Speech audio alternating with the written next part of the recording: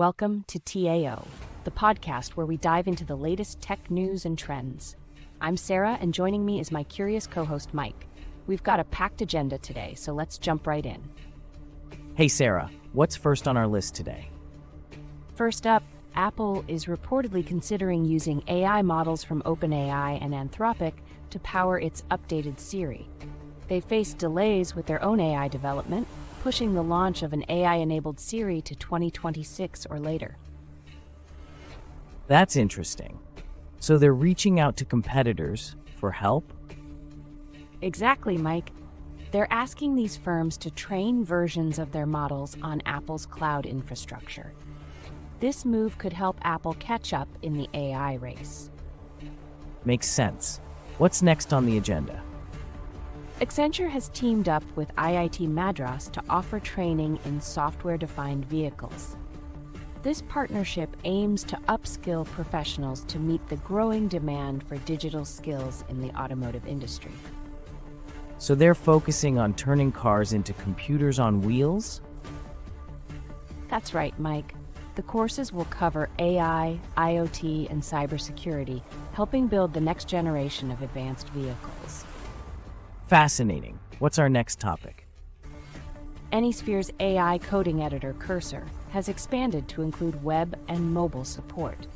This means developers can now manage tasks from any browser or progressive web app. So they're making coding more accessible on different platforms. Exactly. It also integrates with Slack, allowing users to monitor and merge code seamlessly from anywhere. Very convenient. What else do we have? Baidu has open-sourced its ERNIE 4.5 family of multimodal AI models, which are now available under the Apache 2.0 license. Open sourcing AI models. Why is that significant? It allows for broader collaboration and innovation. Baidu's models outperform larger competitors and use a unique architecture that improves efficiency. That's impressive. What's up next?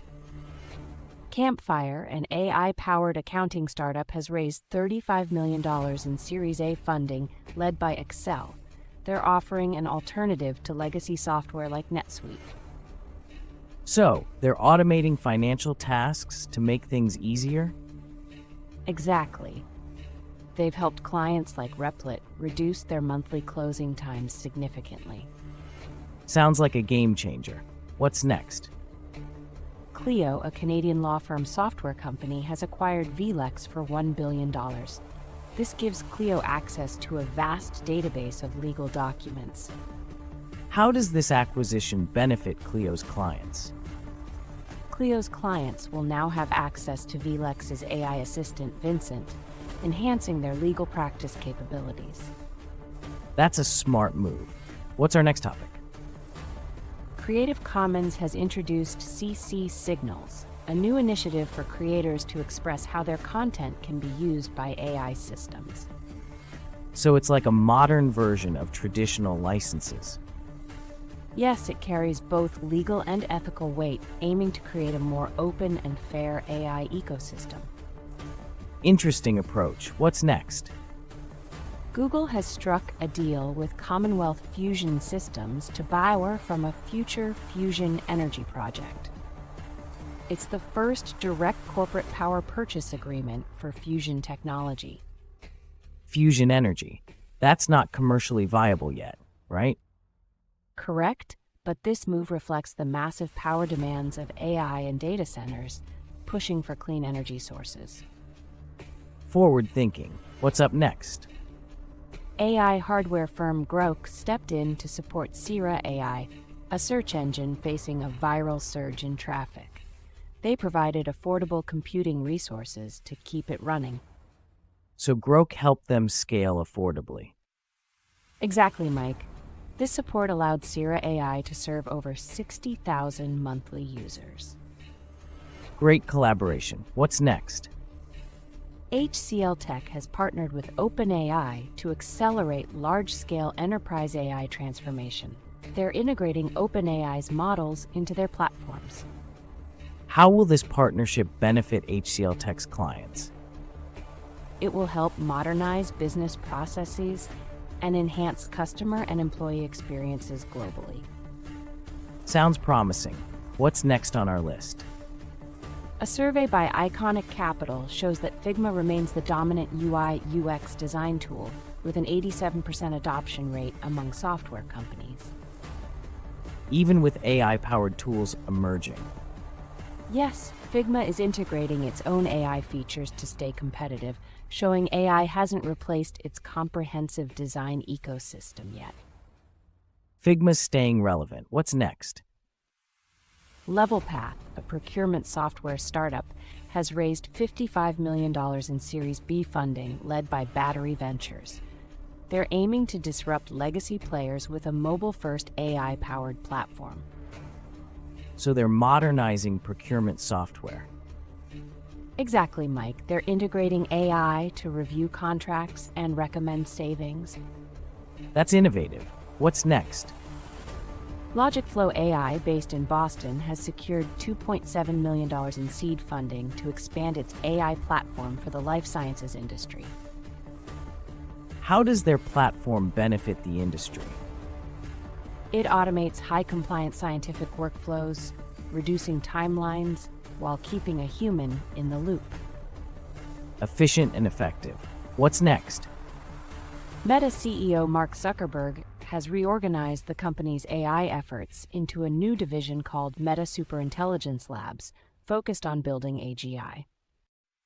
That's a big move. Who's leading this new division?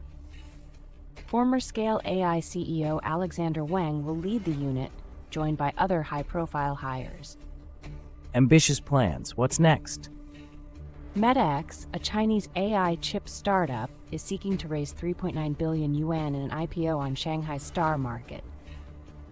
What's driving their IPO plans? They're looking to capitalize on U.S. export restrictions and boost local demand for their GPU products. Strategic timing. What's next? Similarly, MoreThreads, another Chinese AI chip startup, plans to raise 8 billion yuan in an IPO on the Star Market. So they're also using U.S. export curbs to their advantage. Exactly. Despite heavy losses, the IPO is crucial for their R&D and Beijing's goal of chip self-sufficiency.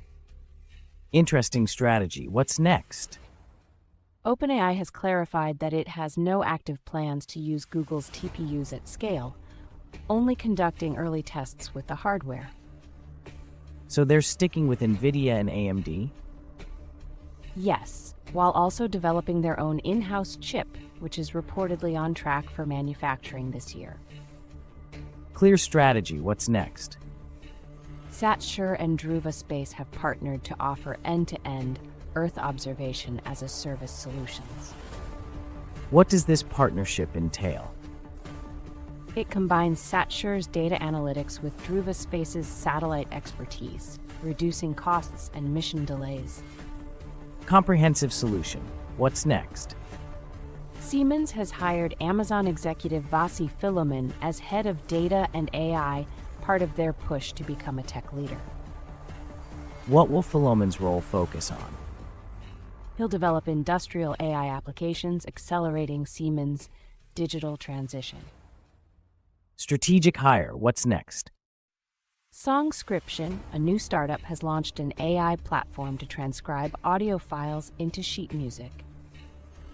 That's useful for musicians. How reliable is it? Their piano model is the most reliable, with plans to support more instruments and formats. Exciting tool. What's next? Elon Musk's xAI has completed a $5 billion debt raise and a $5 billion strategic equity investment. That's a huge funding round. What's the goal? To expand their AI infrastructure and support their flagship Groq platform. Ambitious plans. What's next?